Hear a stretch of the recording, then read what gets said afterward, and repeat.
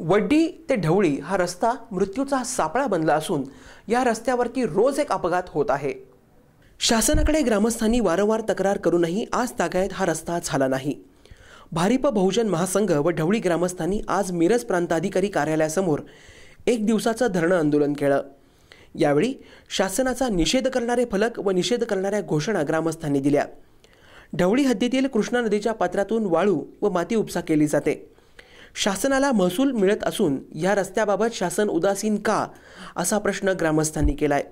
जोपर्यंत हा रस्ता होत नाही तोपर्यंत ठेकेदाराला वाळू व माती उपसा करू देणार नाही अशी भूमिका ग्रामस्थांनी घेतली आहे। यावेळी प्रांताधिकारी यांना या बाबतीतलं निवेदन देण्यात आलं। ढवळी हे गाव महाराष्ट्र शासनाने अक्षरशः वाळीत टाकलेला आहे। सदरचा जो रस्ता आहे हा रस्ता अक्षरशः मृत्यूचा सापळा तयार झालेला आहे। लहान मुले, शेतकरी, अभाववृद्धांना त्या रस्त्यावरून जात असताना जीव मुठीत घेऊन जावं लागत आहे। सदर गावच्या ग्रामस्थांनी त्याचा निषेध केलेला आहे। रस्त्याच्या आंदोलन वडीढवळी रस्त्याच्या आंदोलनासाठी आलो आहे। आज आंदोलनासाठी आलो आहे।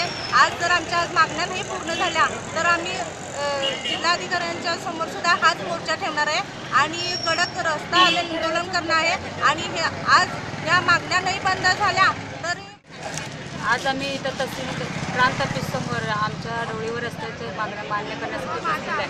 आजचं हे आंदोलन जर पूर्ण करायला नाही गेलं तर वड्डीचा हायवे आम्ही रस्ता रोको करणार आहे। आणि आज प्रतिनिधित्व करणारे आज थोडे लोक आले त्यावेळेस तळागाळातले सगळे सामान्य माणसं घेऊन आंदोलन तीव्र करण्याचा इशारा आम्ही शासनाला देत आहे। आणि उत्खनन विभागाकडून एवढ्या वर्षात तुमचे पैसे पडलेले आहेत ते आज तागायतपर्यंत ढवळी रस्त्यासाठी एकही पैसा खर्च झालेला नाही। तो सर्व पैसा त्वरित खात्यावरती मंजूर करून रस्ता लवकरात लवकर पूर्ण करावा हा शासनाला मी इशारा देतो।